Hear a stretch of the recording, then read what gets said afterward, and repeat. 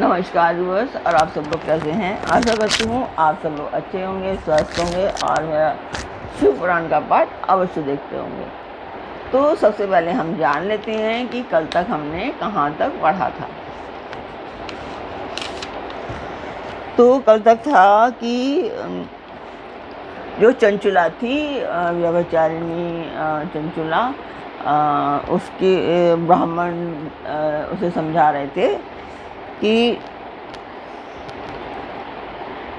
जो पुरुष विधि पूर्वक प्रायश्चित करके निर्भय हो जाता है पर अपने कुकर्म के लिए पश्चाताप नहीं करता, उसे प्रायः उत्तम गति प्राप्त नहीं होती। परंतु जिसे अपने कुकृत्य पर हार्दिक पश्चाताप होता है वह अवश्य उत्तम गति का भागी होता है, इसमें संशय नहीं है। इस शिव पुराण की कथा सुनने से जैसे चित्त शुद्धि होती है वैसे दूसरे उपायों से नहीं होती।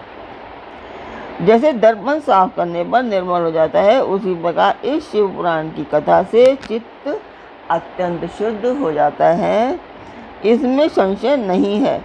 मनुष्यों के शुद्ध चित्त में जगदम्बा पार्वती सहित भगवान शिव विराजमान रहते हैं। इससे वह विशुद्ध आत्मा पुरुष श्री सांबा सदाशिव के पद को प्राप्त होता है। इस उत्तम कथा का श्रवण समस्त मनुष्यों के लिए कल्याण का बीज है।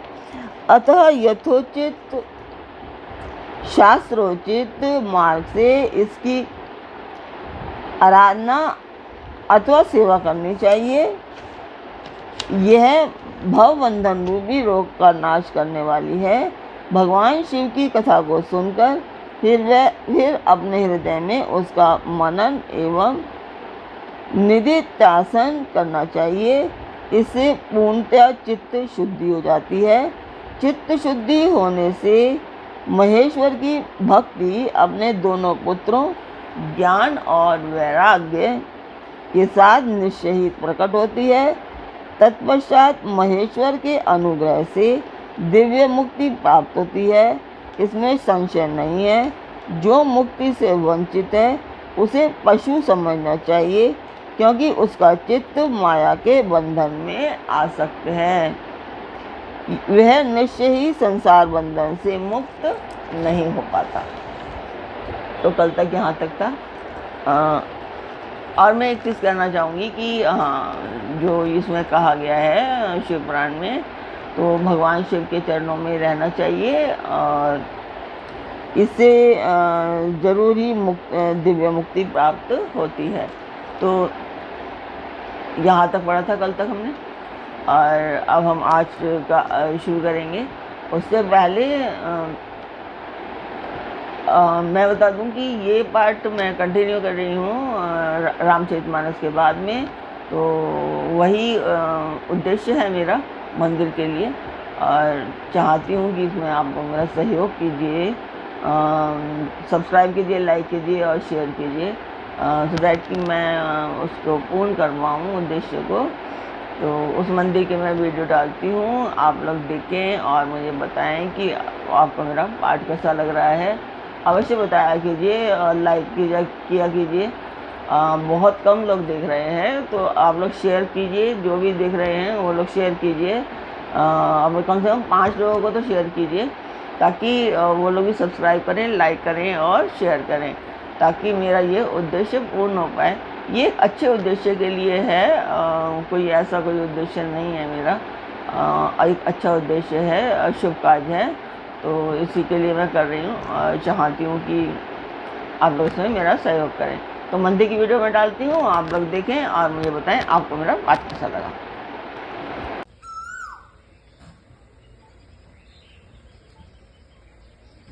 तो मंदिर की वीडियो आपने देखी, आपको मेरा पाठ कैसा लगा कमेंट बॉक्स में मुझे अवश्य बताएं। तो अब हम चलते हैं आज के पाठ पर। स्वागत करती हूँ मैं आप सभी का अपने इस कार्यक्रम रामचरितमानस के शिव पुराण के अगले पार्ट पर, आगे के पार्ट पर। तो अब हम चलते हैं आगे। तो ब्राह्मण जी कहते हैं चंचला ये ब्राह्मण की पत्नी थी, तो कहते हैं उसको कि ब्राह्मण पत्नी, इसलिए तुम विषयों से मन को हटा लो और भक्ति भाव से भगवान शंकर की इस परम पावन कथा को सुनो। अब ब्राह्मण जी चंचला को कथा सुना रहे हैं। परमात्मा शंकर की इस कथा को सुनने से तुम्हारे चित्त की शुद्धि होगी और इससे तुम्हें मोक्ष की प्राप्ति होगी। जो निर्मल चित्त से भगवान शिव के चरणारविंदों में चिंतन करता है उसकी एक ही जन्म में मुक्ति हो जाती है। यह मैं तुमसे सत्य सत्य कहता हूँ। तो अभी सूत जी कहते हैं कि शौनक, इतना कहकर ये श्रेष्ठ शिवगण ब्राह्मण चुप हो गए। उनका हृदय करुणा से आर्द्र हो गया। वे शुद्ध चित्त महात्मा भगवान शिव के ध्यान में मगन हो गए। तदंतर बिंदुक की पत्नी चंचला मन ही मन प्रसन्न हो उठी। ब्राह्मण का उक्त उपदेश सुनकर उसके नेत्रों में आनंद के आंसू छलक आए थे। वह ब्राह्मण पत्नी चंचला हर्षभरे हृदय से उन श्रेष्ठ ब्राह्मण के दोनों चरणों में गिर पड़ी और हाथ जोड़कर बोली, मैं कृतार्थ हो गई। तत्पश्चात उठकर वैराग्य युक्त उत्तम बुद्धि वाली वह स्त्री, जो अपने पापों के कारण आतंकित थी, उन महान शिव भक्त ब्राह्मण से हाथ जोड़कर गदगद वाणी में बोली। चंचला ने कहा, ब्राह्मण, शिव भक्तों में श्रेष्ठ स्वामीन, आप धन्य हैं, परमार्थदर्शी हैं और सदा परोपकार में लगे रहते हैं, इसलिए श्रेष्ठ साधु पुरुषों में प्रशंसा के योग्य हैं। साधो, मैं नरक के समुद्र में गिर रही हूँ, आप मेरा उद्धार कीजिए। पौराणिक अर्थ तत्व से संपन्न जिस सुंदर शिव पुराण की कथा को सुनकर मेरे मन में संपूर्ण विषयों से वैराग्य उत्पन्न हो गया था, उसी इस शिव पुराण को सुनने के लिए इस समय मेरे मन में बड़ी श्रद्धा हो रही है। तो अब वो ब्राह्मण जी जहाँ चुप हो गए थे, उससे ब्राह्मण पत्नी कहती है कि आगे सुनाइए, मुझे बड़ी श्रद्धा हो रही है कि शिव पुराण मुझे सुनाया जाए। तो सूत जी कहते हैं, ऐसा कहकर हाथ जोड़ उनका अनुग्रह पाकर चंचला उस शिव पुराण की कथा को सुनने की इच्छा मन में लिए उन ब्राह्मण देवता की सेवा में तत्पर वहाँ रहने लगी। तदंतर शिव भक्तों में श्रेष्ठ और शुद्ध बुद्धि वाले उन ब्राह्मण देव ने उसी स्थान पर उस स्त्री को शिव पुराण की उत्तम कथा सुनाई। इस प्रकार उस गोकर्ण नामक महाक्षेत्र में उन्हीं श्रेष्ठ ब्राह्मण से उसने शिव पुराण की वह परम उत्तम कथा सुनी, जो भक्ति, ज्ञान और वैराग्य को बढ़ाने वाली तथा मुक्ति देने वाली है। उस परम उत्तम कथा को सुनकर वह ब्राह्मण पत्नी अत्यंत कृतार्थ हो गई। उसका चित्त शीघ्र ही शुद्ध हो गया। फिर भगवान शिव के अनुग्रह से उसके हृदय में शिव के संपूर्ण रूप का चिंतन होने लगा। इस प्रकार उसने भगवान